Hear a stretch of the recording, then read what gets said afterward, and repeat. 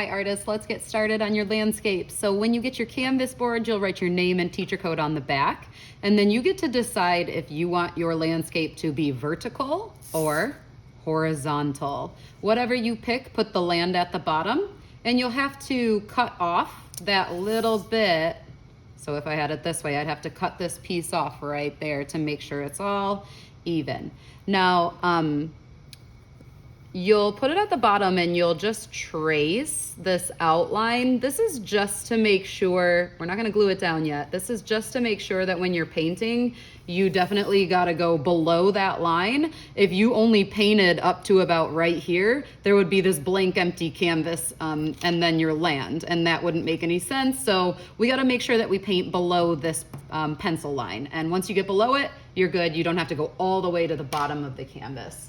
So I'll show you a couple of different ways with the warm colors and with the cool colors. And I'm not gonna have a water cup or dirty old SpongeBob. I'm just gonna have a scrap sheet of paper to wipe my paintbrush on and work with it like that. So once I have that pencil line put down on paper, I can start some light swirly lines anywhere on my paper that I'd like. Now keep it light because this will show through. If you use white, that can show through. So I'm gonna draw very lightly with my pencil. Might have to end up covering any pencil lines that you can still see.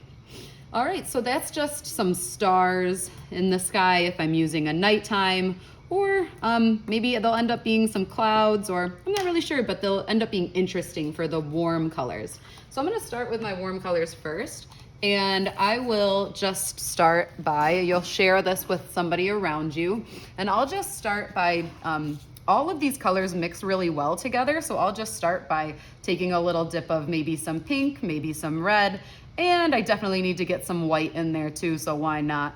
And I'm just gonna follow that line, my swirly line. I don't want any big globs of paint, so as I'm painting, I'm keeping that ballerina on the tippy toe, and any big globs that I see, I will kind of push down and flatten a little bit.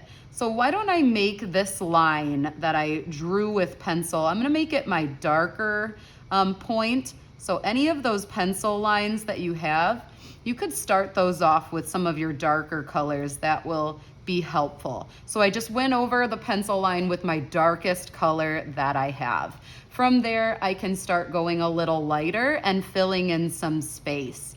Remember to flatten any of those really big lumps of paint. So I'm just going right next to the darker color, and I'll get a little yellow going in there. And yes, the colors are naturally mixing and looking really nice. I'm watching out for the danger zone. There is no paint on this metal part, it's just on the brush. Okay, and if you feel like you have a little too much paint on your brush, you can pick that paint up and move it around. So let's do the pencil lines with some darker colors, like I mentioned, and then from there, go a little lighter.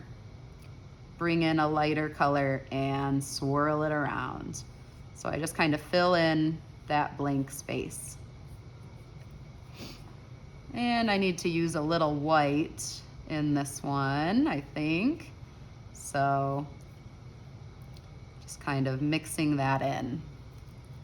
All right, some of my darker colors. Let's get this spiral going. Notice how I'm going pretty quickly. Don't overthink it. Don't worry too much. Once we get those pastels in there, it will look even better. So I'll speed this up. Watch me as I paint.